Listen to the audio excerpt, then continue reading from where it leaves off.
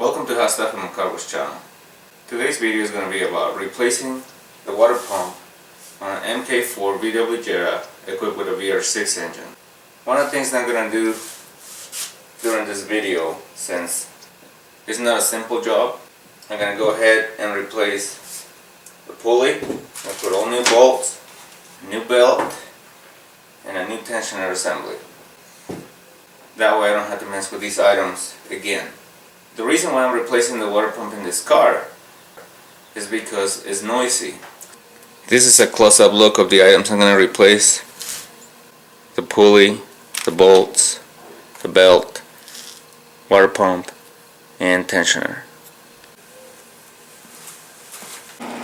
If your vehicle doesn't have the label for the Serpentine belt routing diagram, make sure you draw it out on a piece of paper. That way you know how to reinstall the belt.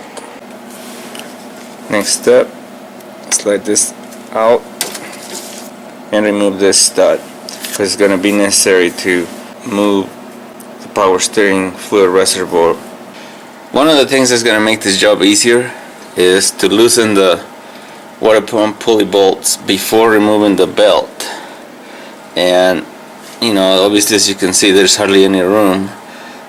You need an Allen wrench to do it, and to leverage I put this wrench on, and even though the belt has enough tension to keep it from turning freely, the bolts are so tight that they're still going to want to turn, so you're going to have to grab your pulley with one hand and use the other hand to move the wrench. I already loosened them up so you can see how this would work. So I already loosened all three. But like I said, they're pretty tight, so use either a wrench or a piece of pipe over the Allen wrench to loosen them up, whatever the case. And then, like I said, hold the pulley with the other hand and loosen them up. Don't remove them yet, but make sure they're all loose. To release the belt tension, all you have to do is turn this screw in a clockwise rotation. When you do that, the pulley is going to move away from the belt. Once you have enough clearance, then go ahead and remove the belt. Okay, so the belt is removed. I snuck these bolts slightly tight. That way they don't interfere with what I'm about to show you. If you look at this, how this pulley moves up and down, that's the play on the pump. And that sound's not normal. It's supposed to turn and have a smooth feeling and sound, not... Obviously I can't turn it fast enough to get the actual noise that I was hearing with the engine running, but the main telltale right there is this play up and down of the pulley. Plus there was a slight leak. It was not enough to make it to the ground, but that was another sign of the pump failing. So you can look at those things on your vehicle to determine whether the noise that you may be hearing is coming from a water pump that is failing. To get started, we're going to go ahead and make it a little easier and drain some of the coolant, so we're going to get coolant everywhere. We're going to start by putting this pan under here. And to start this, we're going to go ahead and drain a little bit of coolant. In order to do that, on the driver's side lower part there is a drain. You go ahead and drain it.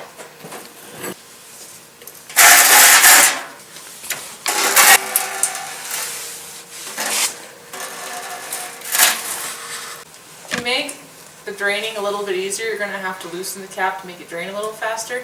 I had already done that, so we're good to go. To have more room, it's recommended to remove the washer fluid bottle. That way there will be more room to slide the pump in and out. Start by removing this nut right here. There's a second nut right down there where the screwdriver is pointing. Need to remove that also. Place a clean pan underneath to catch the washer fluid. Disconnect the hose. Goes at the bottom of the washer pump. Disconnect this connector. and that connector over here, and remove the washer bottle. To get some clearance and be able to remove the water pump, it's going to be necessary to raise the engine up slightly. So the next step is to remove this bolt and that bolt to detach the torque strut from the engine. Okay, so this just needs to be loose. There's no need to disconnect any of the hoses. Next step, to remove this bolt and the one over here, and remove this bracket. Getting to this bolt might be easier if you remove the two screws that hold the coolant recovery tank in place, just to move it out of the way. For this next step, it's necessary to place a floor jack directly under the oil pan. Use a piece of wood in between it, just like here, and try to do it as close to the edge so it has more material to support the engine. Right now, all you have to do is apply slight pressure with the jack to where it's supporting the weight of the engine, because the next step is to remove the engine mount. Now that the weight of the engine is being supported by the floor jack, remove this bolt and this one. As we lift the floor jack, this mount needs to be able to go up along with the engine. Just go up slowly, and you can see how it starts going up. And what you want to do is you want to create enough space to be able to remove the water pump pulley and the water pump, obviously. So go up gently with the floor jack. As you can tell, the engine goes up quite a ways to be able to gain the room that's needed. Once there is more room to work with, remove the bolts and remove the pulley. Okay, so the next step obviously is to remove the water pump bolts and to slide the water pump out. There will be a need to place another pan underneath the water pump, because even though the coolant was drained, there will be more coolant draining out. So make sure you put a pan underneath. Once the bolts are removed, you might have to use a pry bar to break it loose, depending on how stock it is. This pump is so stock that I'm actually using this punch right now and this hammer to break it loose. Alright, so I ended up having to beat on it with the punch to turn it, and now I can get levers right there to pry it. Be careful what you pry. It's got to be solid metal, and don't pry in between the pump and the mounting surface, because it's going to damage it. So pry against the block there. This car gave me a little bit more trouble than the previous ones. So what I ended up doing a little bit of a notch on this mount. It's not going to affect the way the engine mount goes on, because it's way over here. So I just trimmed a little bit to be able to get this pump out. Usually it doesn't need that, but for whatever reason this one was just not coming out, and I didn't want to lift the engine any more than what I already have. I mean, as it is way too much. So you may end up finding yourself in the same situation, just so you know. Okay? Alright, so here's the pump. Here's the noises that it makes. Before installing a new pump, the mounting surface needs to be cleaned. Make sure there's no debris on it. One of the tricks to make sure that the seal stays in place when you install it is, prior to guiding it in the pump, put some petroleum jelly around it, because petroleum jelly dissolves easily and it doesn't damage anything, and then put the seal on. That way it'll stay on when you're putting the pump on. Once, as you can see, I had the mounting surface clean. I wiped all the coolant, and then I did what I mentioned earlier. I put a little bit of petroleum jelly in the cavity so the seal can stay on, so it doesn't fall, and that way it won't get pinched and it will seal correctly. So installation obviously is reverse of removal. Make sure you install the pump correctly. This goes up, the other one goes down.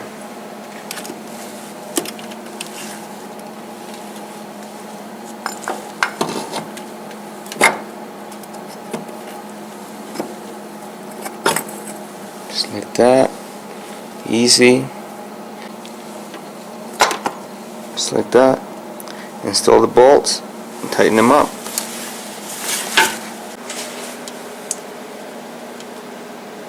I'm using the wrench over the Allen wrench to make sure that I get these bolts tight. Don't want them coming loose. Okay, next step, install the new pulley. Install the new bolts and snug them up. You'll be able to tighten them up once the serpentine belt is installed in the reverse order that they were loosened up. But for right now, just hold the pulley and snug them up with the Allen wrench so the pulley is seated correctly. Taking advantage of all this extra space with the engine all the way up, it's a good time to install the brand new tensioner, brand new bolts.